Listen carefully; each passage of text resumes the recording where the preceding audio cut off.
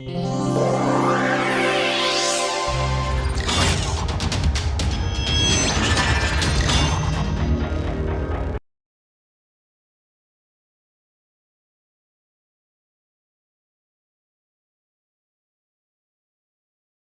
if you recall, the problems with the original Langevin equation were that it was inconsistent with stationarity of the output process, and moreover the white noise assumption probably led to this inconsistency. We have to check this out. And we also found that the power spectrum did not go to 0 fast enough, and you ended up with the fact that physical quantities like mean square accelerations were infinite. So we also had some issues with causality, which were rather subtle. We made this assumption that the velocity is not correlated to the noise at later times, but what happens at equal times? We're rather vague about this. So we need to fix all these problems, and for that we introduced this generalized Langevin equation, and what I am going to show today is that it solves these problems. It is completely consistent. It is a consistent way of describing the velocity of a Brownian particle in terms of some memory or frequency dependent friction, and it also provides answers, correct consistent answers to this problem with stationarity, with causality, and so on and so forth. Let us see now systematically how this goes. Okay. So the generalized Langevin equation, and we looked at it in the case of a single velocity component of a Brownian particle. This equation said m v dot of t plus m times an integral from minus infinity to t dt prime some memory kernel t minus t prime v of t prime was equal to the noise on the right hand side, whatever that was, and right now I am just going to say it's a noise, and that's it. We are not going to specify anything about it except to say it's a stationary noise. So sum eta of t, stationary noise with the average value equal to 0. That's it. That's the only assumption. We have to see in a consistent way what kind of statistics are tenable for this noise. Then if we took averages, we computed the mobility of the particle. So we said that the average value of the velocity per unit applied force, when I apply an external force, this thing becomes plus F external of t. So this is the generalized Langevin equation, and we said that the average velocity to first order in the external force, in this case it is a linear equation, so it is actually an exact relation. This quantity divided by F external for constant external force, the limit in which t tends to infinity, this quantity tends to what was called the mobility of the particle, the static mobility of the particle at 0 frequency.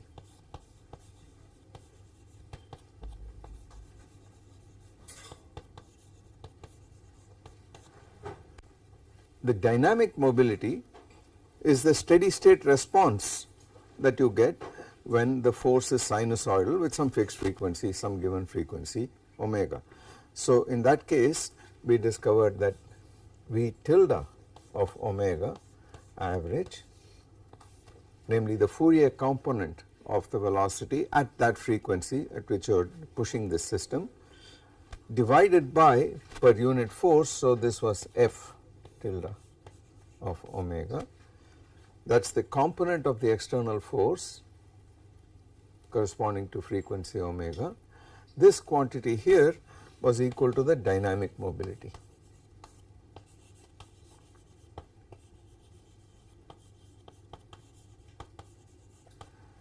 And we had in our model, we computed this quantity simply by taking Fourier transforms on both sides.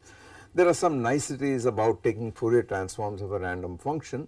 I slurred over those niceties, but one can make this rigorous. The result is perfectly correct, and this turns out to be 1 over m times if you recall, gamma bar of omega minus I omega, but this is the one-sided Fourier transform of the memory kernel, which is defined for non-negative values of its argument.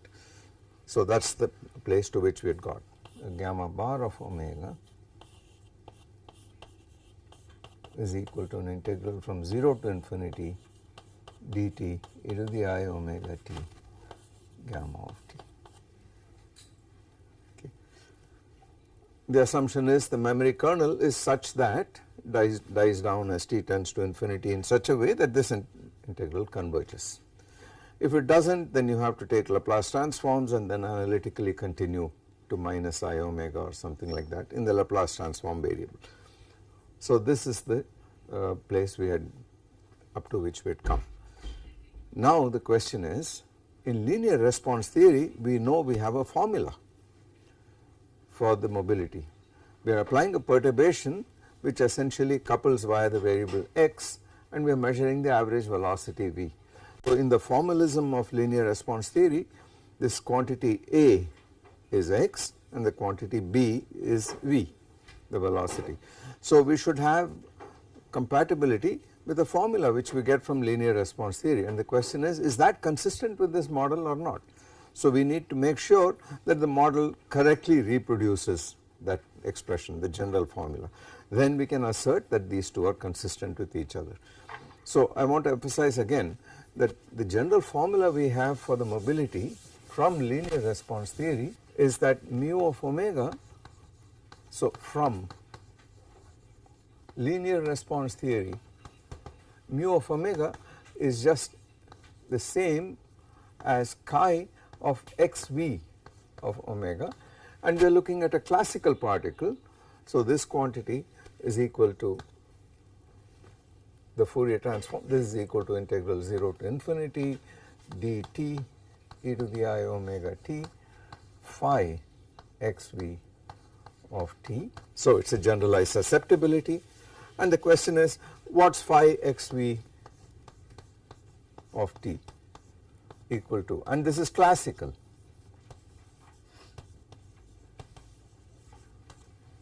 If you recall, it is equal to beta times the expectation value, the equilibrium expectation value of A dot with B.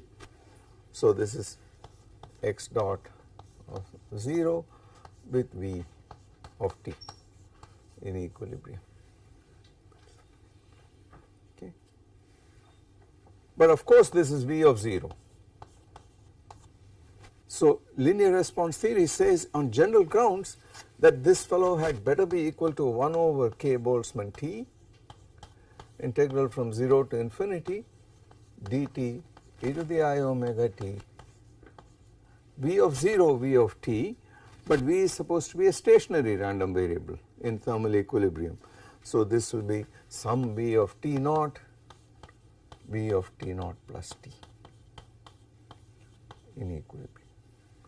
T naught is arbitrary completely, because if v is a stationary random variable, then this correlation function is a function only of the time difference of the two arguments, and it is just a function of t. Okay. So this much the general linear response theory says independent of any Langevin model. Okay, that is what we found in general in the classical case. Now the question is the generalized Langevin equation compatible with this or not? Can we derive this or not? So what we have to show is the expression you get for the mobility here in the generalized Langevin equation. So this is equal to 1 over m gamma bar of omega minus I omega, and the question is this equal to this quantity here in the same model? If it is, then I assert that these two are compatible with each other. Okay. So you see the logic in the generalized Langevin equation model, we explicitly found the mobility, which is computing the response straight away, and we discovered by taking Fourier transforms or whatever, we discovered that it is equal to this. On the other hand, general linear response theory says it should be equal to that. So we need to go back to the Langevin equation, compute this quantity and see if its integral from 0 to infinity multiplied by this gives you this, and if it does, we are done. Okay. So let us see if this is true. Now the way to do this is as follows. First of all, the V must turn out to be a stationary process, and we must be able to show that quite rigorously, and we will see that it consistently turns out to be 1. Okay. So let us start, since I am anticipating myself, since it will turn out that this V is a stationary process, namely this correlator is only a function of t. Let us start, let us take a shortcut, let us start with the Langevin equation at time t naught plus t, whatever be t naught. Okay. So I have m v dot of t naught plus t plus m integral from minus infinity to t naught plus t, and let us break that up into two pieces for a reason which will become clear. Let us break it up into a t naught plus t dt prime gamma of t naught plus t minus t prime v of t prime equal to, on the right hand side, the noise at time t naught plus t, because that is the instant at which I am writing my equation down, minus the piece that I took away from here. So it is minus m integral minus infinity up to t naught dt prime gamma of t naught plus t minus t prime v of t prime. Okay. So I have split the force, the frictional force, into two pieces. One depends on the velocity history after my initial time t naught, whatever it is, and the other is past history from way back whenever. Okay. And let us give this a name. So let us call this thing, by definition, some h. It is a kind of noise, because this is a random variable, this is a random variable which is imposed from outside. So let us call it some h. And what is it a function of? It has got to be a function of t naught as well as t separately. So since t naught plus t appears here and t naught appears here separately, let us write it out in that form. Let me call it t naught plus t naught. It is a function of both, and I define this h in this fashion here.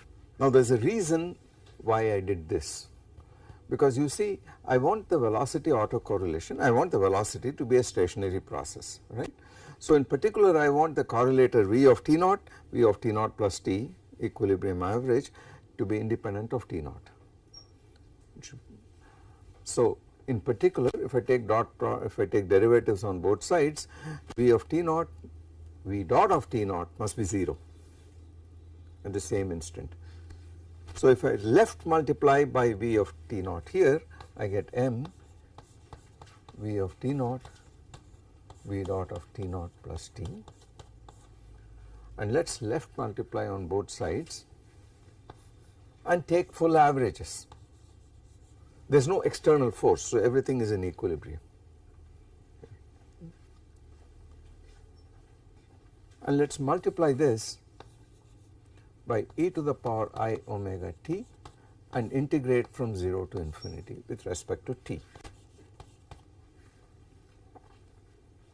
Okay. I have to do the same thing everywhere, but the reason for my splitting it up till t naught is that if I set t equal to 0, this integral vanishes out here, and then I am guaranteed that v of t naught, v dot of t naught is actually 0, provided v of t naught is not correlated with this, provided. So let us impose that, impose causality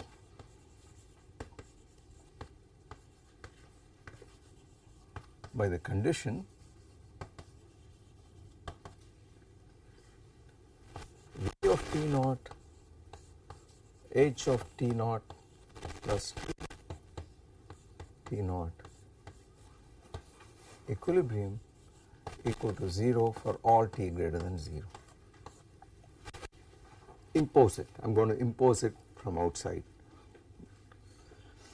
Naively you would have said V of T naught with eta of T naught plus T should be 0. That is causality. It says the force at a later time cannot affect the velocity at an earlier time. But that is not consistent. That is the important thing. It turns out it is not consistent, and you will see why. On the other hand, we do not know if this condition is going to work, but it has one merit. If I do that, then straight away if I multiply by V of T naught here and set t equal to 0, then this integral vanishes. This becomes V of T naught with V dot of T naught, and that is equal to 0. Construction automatically. So stationarity is imposed, is automatically satisfied, provided I can get away with this condition. Okay. At the moment it is an artifact. We have to see what its consequences are. Okay. Is this clear? The reason why I am doing this? You could have split it anywhere. You could have from minus infinity up to this point, you could have split the integral anywhere, but I can only split it at one point in order to maintain the fact that I want this. I require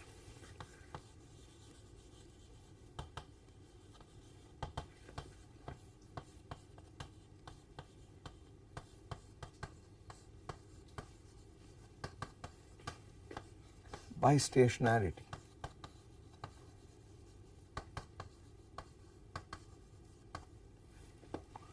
It is required, and this condition, this imposition is going to achieve that once I break the integral up at T naught. I can say it becomes 0. So the second Oh, by the way, I should say right from the beginning, in this equation itself, T is positive.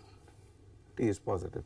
So when I say T naught plus T, I mean an instant later than T naught, always. So if the right hand side is 0,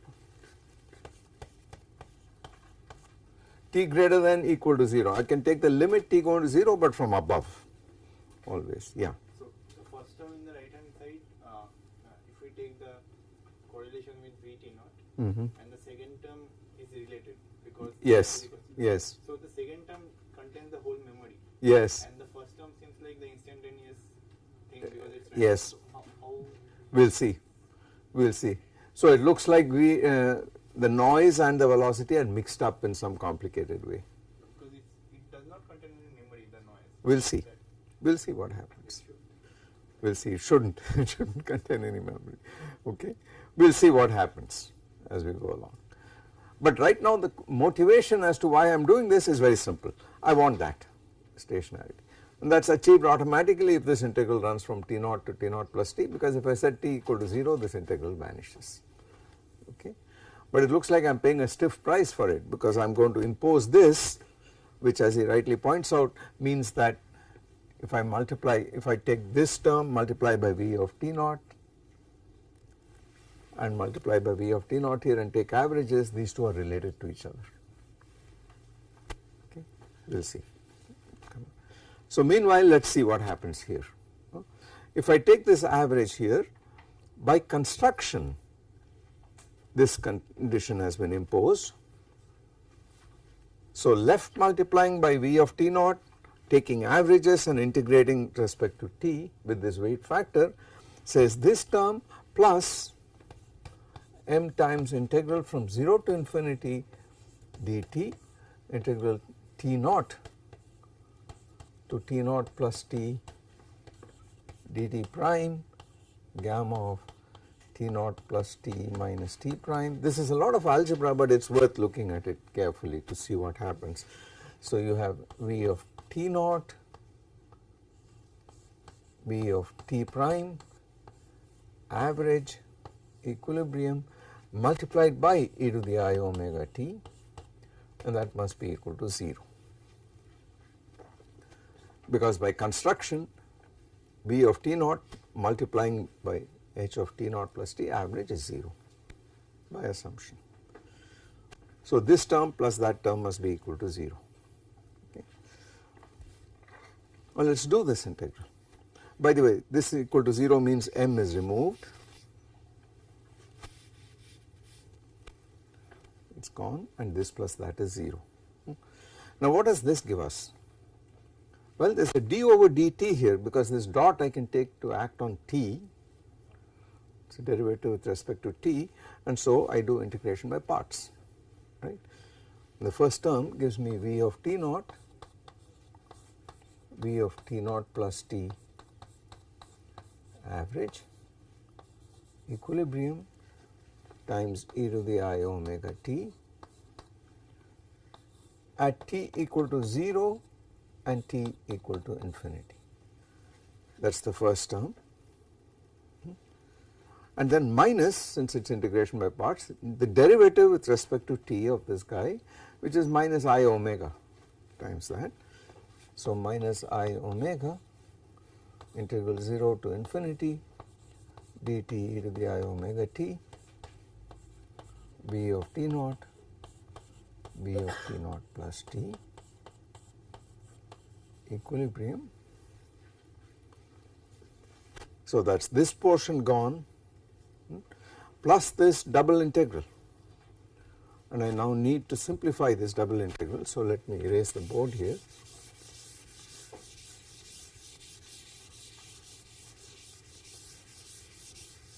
And let me do it up here.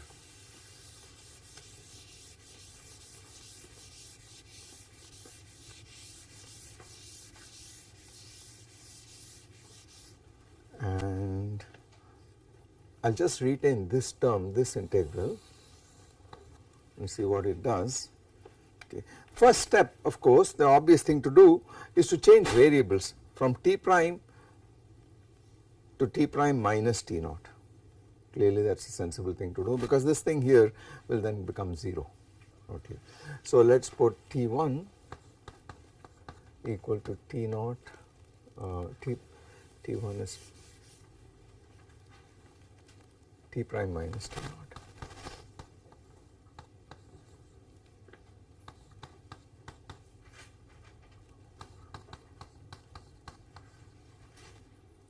Is that okay? There are several ways of doing this. T prime is, alright, let us see where it gets us. So this integral becomes integral 0 to infinity dt, integral from where to where? 0, and then t prime is t naught plus t, so it is t, 0 to t, and then is the dt prime is dt1, both plus signs, gamma of what? T minus t1, that is this portion, and then v of 0, v of t prime is t1 plus t naught, sorry, t naught plus t1,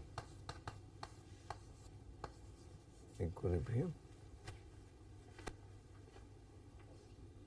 e to the I omega t, that still remains as it is,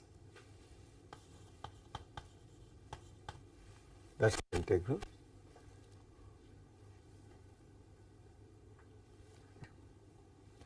I need to somehow get this integral e to the I omega t to act here somehow, right. So the thing to do is to interchange orders of integration. Okay. And what does this become if I interchange order of integration? 0 to infinity t, and for each value of t, t1 it goes up to t. So if I interchange, right now t1 is less than t, so t is greater than t1. So this will become integral 0 to infinity dt1, integral t1 to infinity dt.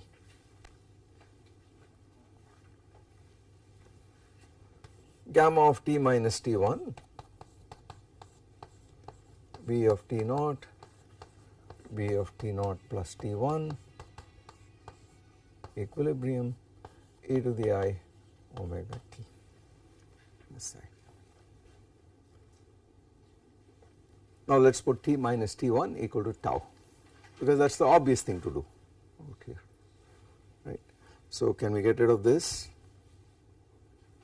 The first two terms gave us this, so we must keep this. Let us keep the last part of it.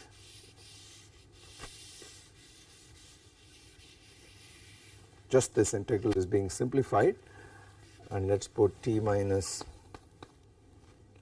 t1 equal to tau.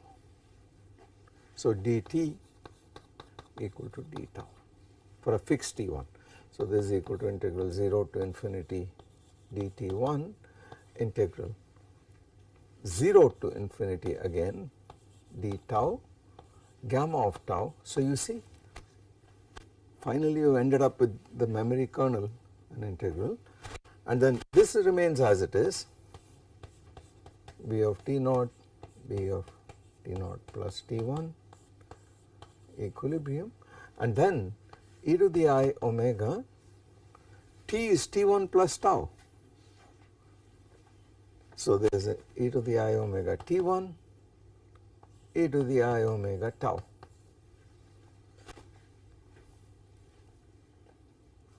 Right. So let us bring the e to the I omega tau here, and this integral was just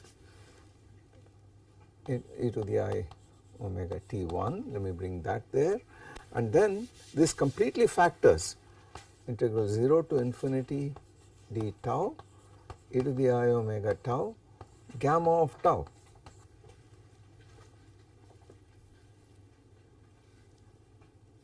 It totally factors out. And what did we call this? We call this gamma bar of omega, the one-sided Fourier transform of this, the weighted with e to the I omega tau. This integral was gamma bar of omega. It is a function of omega alone, right. So this becomes gamma bar of omega, and there is already a minus I omega times the same integral dt1 e to the I omega t1 v of t naught plus t1. This v of t naught plus t e to the I omega t. Instead of t1 the integration variable is t, but it is the same integral. So it says this, times gamma bar of omega minus I omega of this integral times this integral with a plus sign is equal to 0. But what is this integral? This term here. If you put in t equal to infinity, this becomes v of t naught, v of infinity. That of course decorrelates. You are in equilibrium, this t going to infinity, this becomes a product of averages, and the average velocity is 0. So the upper limit is 0. This therefore goes away, minus whatever happens at the lower limit, and that is equal to 0. Right. At the lower limit e to the I omega t is 1, as t is 0. This becomes v of t naught because t is 0, therefore you get a square v squared of t naught in equilibrium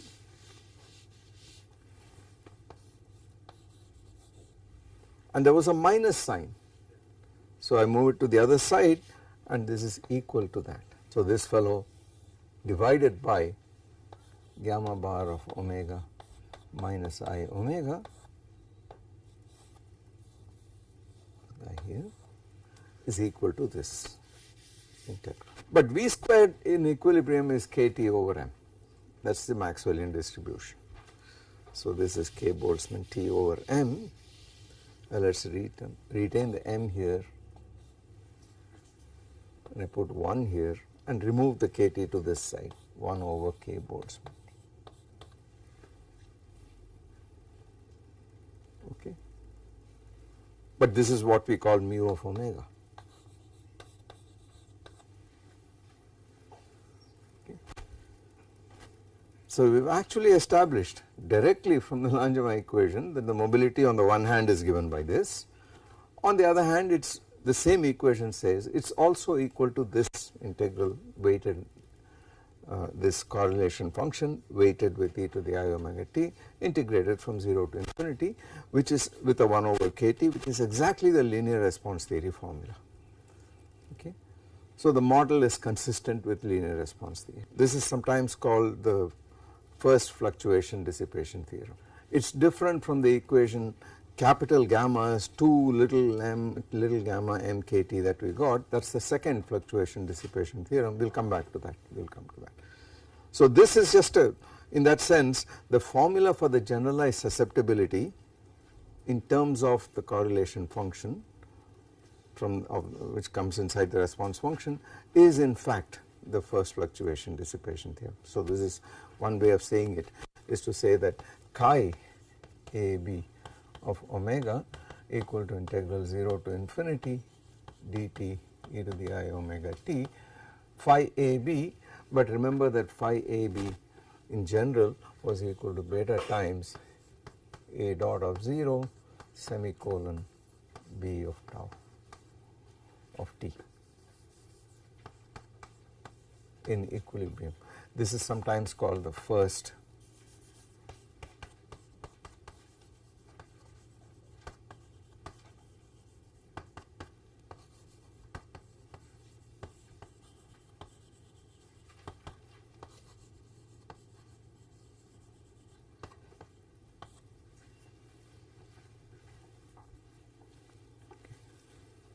in a sense it is just a definition, but it is more than that. It says the actual response function is given by this equilibrium expectation value. Okay. And that is a consequence of all the dynamics that we went through, both classically and quantum mechanically. Recall what this fellow was. It was just a product of these two quantities in the classical case.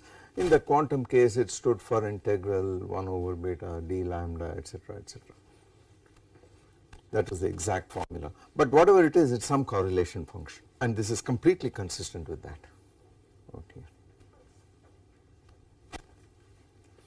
So the assumption we made that V of t naught is uncorrelated with h of t naught plus t comma t naught, that has led to stationarity being recovered, being maintained, and the fact that the first fluctuation dissipation theorem, which comes out of linear response theory, is satisfied. What we need to do now is to go back and say, alright, we made this assumption about V and H, some correlator was equal to 0. What happens to that? What does that lead to? So let us see where it gets us, and it will lead to a little bit of a surprise, not too surprising. It will turn out that it is no longer consistent to make eta of t white noise. It will not be delta correlated noise at all, but it has some finite correlation time, and we will see what happens. So let us go back and examine the consequence of saying that V of t naught, h of t naught plus t naught equilibrium is equal to 0 implies that V of t naught eta of t naught plus t equilibrium, this is the first term in this H, and then there was a minus something. So we are saying this is equal to 0, so that is equal to m times an integral from minus infinity up to time t naught dt prime gamma of t naught plus t minus t prime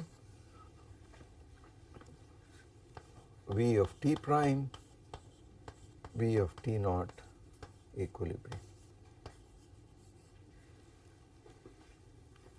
So making this assumption is equivalent to saying this. Now what is the first thing we can do here? It is clear that you can immediately change variables here so that I get rid of this t naught here. So let us do that. Let us put t1 equal to t naught minus t prime. Okay. So this implies that this quantity here is equal to m times integral. Okay. So, or t prime equal to t naught minus t1. So, if t prime is t naught, t1 is 0, and if t prime is minus infinity, t1 is infinity, and then there is a minus sign in the Jacobian, right. So, this is 0 to infinity dt1 gamma of t naught t minus t prime minus t naught. What do we get? Gamma of t naught plus t minus t prime. So, it is minus t naught plus t1. So, it is t plus t1, gamma of t plus t1. Here. Correlation v of t prime, but t prime is t naught minus t1, v of t naught. We can simplify this a little bit, okay, because we know this is stationary. This process is stationary. We have explicitly checked it out now. So, I can shift time arguments in this. What should I do? Add t1 to both sides, right. So, this is equal to, therefore, v of t naught for whatever t naught you like, eta of t naught plus t for positive values of t, or non-negative, we can take the limit as t goes to 0 from above, equilibrium must be equal to m times an integral from 0 to infinity dt1 gamma of t1 plus t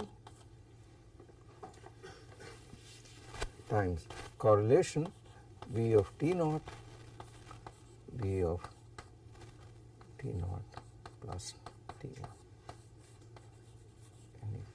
We could choose t naught to be 0, it does not matter, okay. Just as this is independent of t naught too, stationary. So, you can put t naught equal to 0 and then you get v of 0, v of t1, that is the correlator, gamma of t1 plus t integrated over t1 must be equal to this thing here.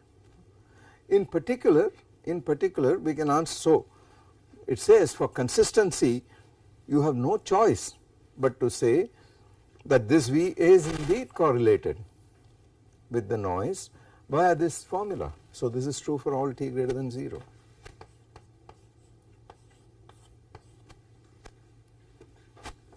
Okay. And the coupling is happening because of the memory kernel here. So, if you let t go to 0 from above, so let t 0 from above,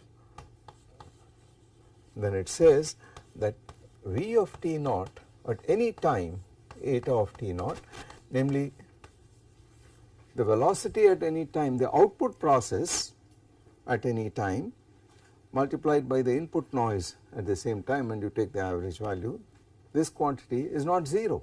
That there is a correlation between the two, which is precisely given by the integral of the memory kernel. So, this is m times an integral from 0 to infinity dt1 gamma of t1, and then velocity here is v of t naught plus t1. So, you could as well write it as v of 0, v of t1 in equilibrium, and you can in fact remove this integration variable, call it t. Yeah. But why do we expect the velocity at present time to be correlated with random force at future time? It has to be so. So, it says this random force is not all that random.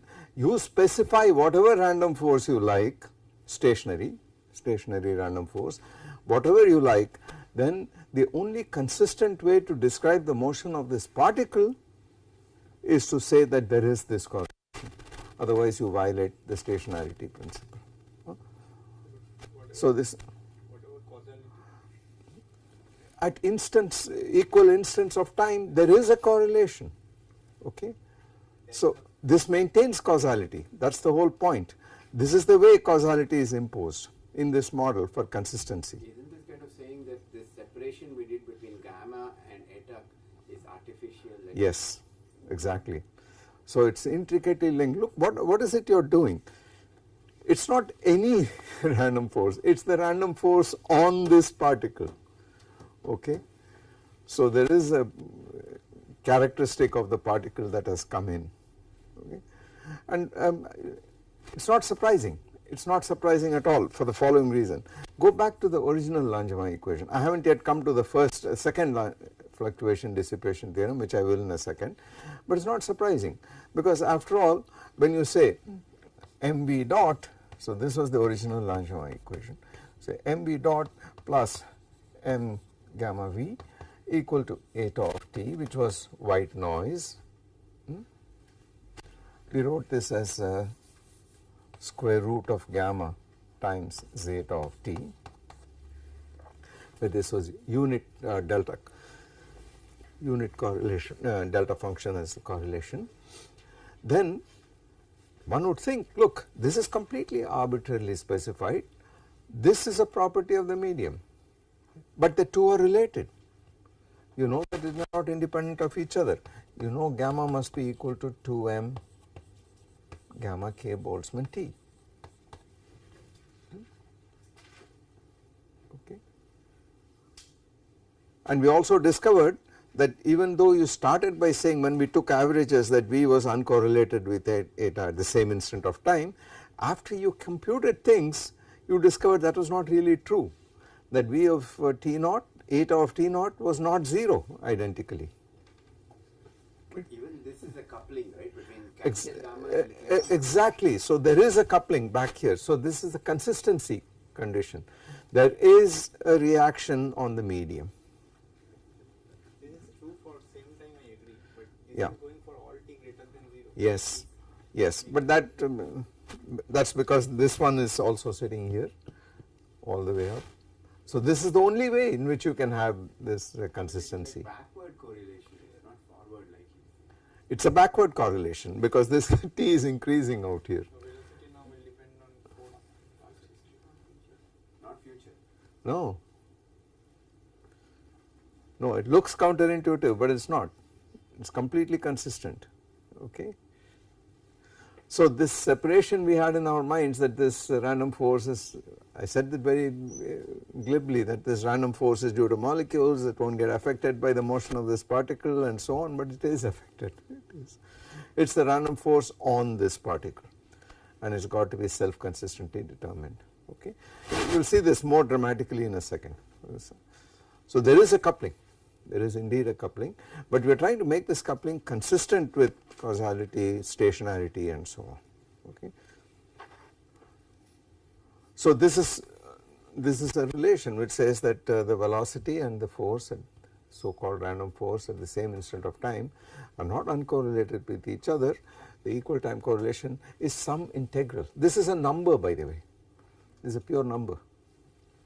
Okay. Because it's got no dependence on anything, it's a pure number, and that's the value of this guy. In a sense it's measuring the strength of this. But now let's see it in a more dramatic way. You could do the following now. You could say, all right, let's turn this around and start with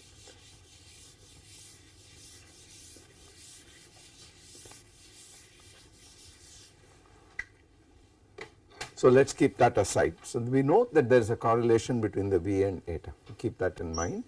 And now let us turn this around and say, what was the definition of this H of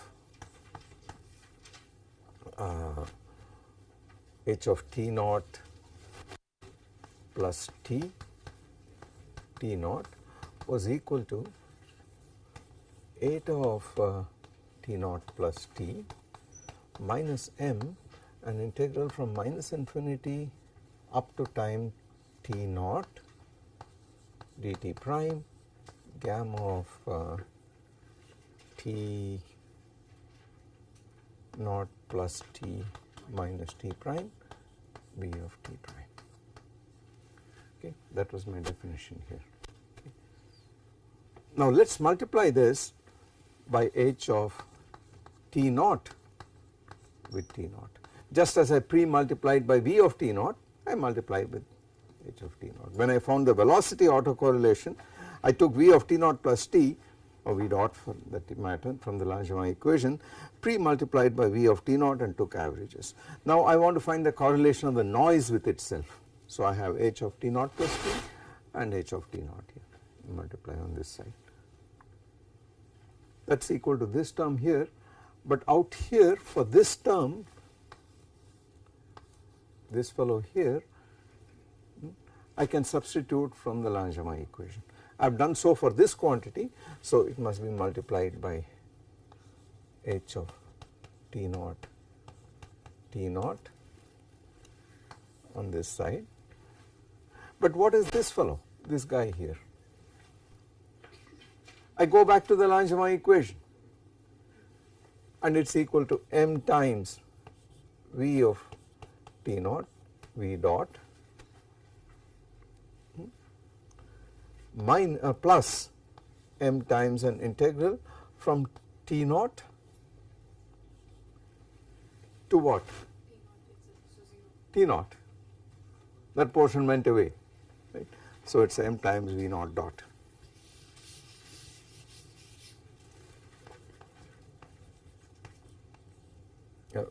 M times V of T naught dot. I play the same trick as before. I take this, so I take averages like that over this whole thing, substituting this for that in here, multiply by e to the I omega t and integrate over t from 0 to infinity.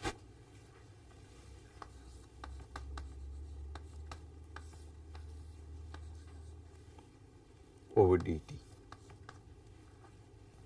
But all the quantities on the right hand side, I do the same manipulations as before, integrate by parts, use this relation between V and eta because that is going to be important, right, and simplify. This is a slightly messier calculation than the previous one. There are going to be terms proportional to m squared, etc. So simplify the whole thing. Use the fact that we already know what mu of omega is. We know the integral over the velocity correlation is mu of omega, right, and that is 1 over gamma bar of omega minus I omega with an m. So use that, and finally after simplification, after which I am going to leave to you,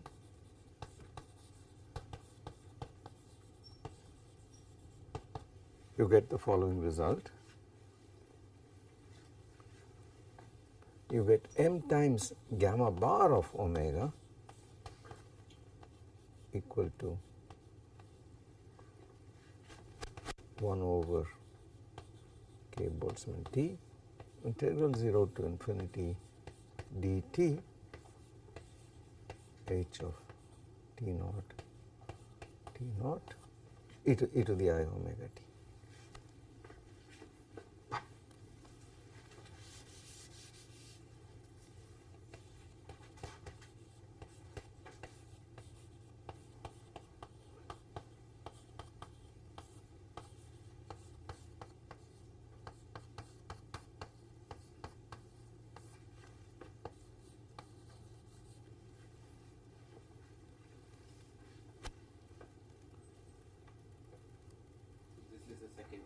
That looks like a fluctuation, it looks like one of these theorems where he says the one sided Fourier transform of some correlator is some, this time not the mobility but the memory kernel itself on this side.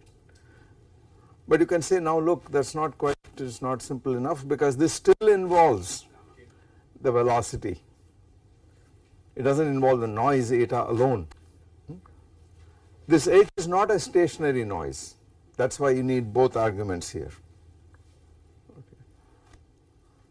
But if you use the properties of this correlator which we have derived from this equation, then one can show that this quantity is exactly equal to eta of T naught plus T.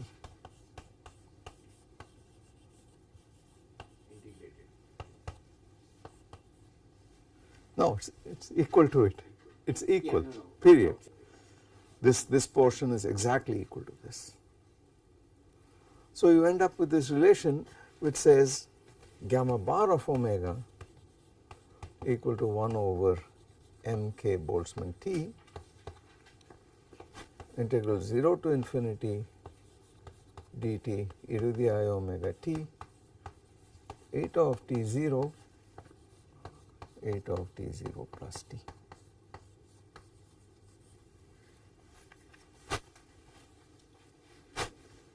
This is the second fluctuation theorem.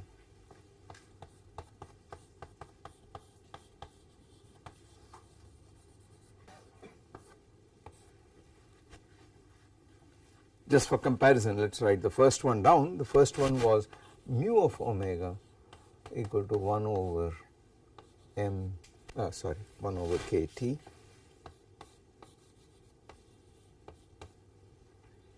integral 0 to infinity dt to the I omega t, the output process v of t0 v of t0 plus t.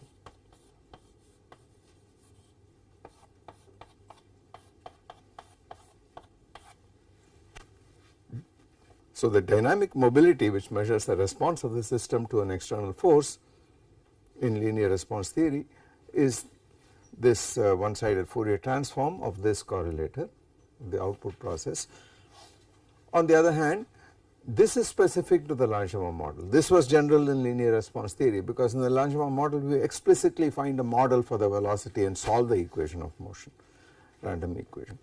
It says that the correlation of the force, stationary force, is not arbitrary, but it must be related to the friction kernel, the memory kernel, in this fashion. This is the equivalent of the fluctuation dissipation theorem, the capital gamma, etc. Because how do you recover that? By saying that this memory kernel is just a delta function. Then this gamma bar, this gamma of t minus t prime is just delta of t minus t prime times a constant gamma. This fellow would become gamma out here. This would be a delta function, but half a delta function because you are integrating 0 to infinity. So you get a half here and capital gamma on top, and you would get capital gamma as 2m gamma little k Boltzmann T, which would give you the original theorem back again. Okay. But this is the general version of it. And what is the big lesson it is telling us? It is saying that nice, in this generalized model this eta here is stationary, fine, but it cannot be delta correlated, because if it is delta correlated there can be no omega dependence, and then this side is omega dependent, so it is not consistent. So this is immediately telling you that the moment you introduce a memory kernel, the noise cannot consistently be white noise. It has got to be colored noise. There is a correlation time. And what is that correlation time? You define the correlation time by putting omega equal to 0 here, right, and then dividing by the mean square value or whatever it is. So it gives you a quantity of dimensions time, and that in this case is just the memory kernel. So little gamma of t dt from 0 to infinity is going to specify for you a correlation time.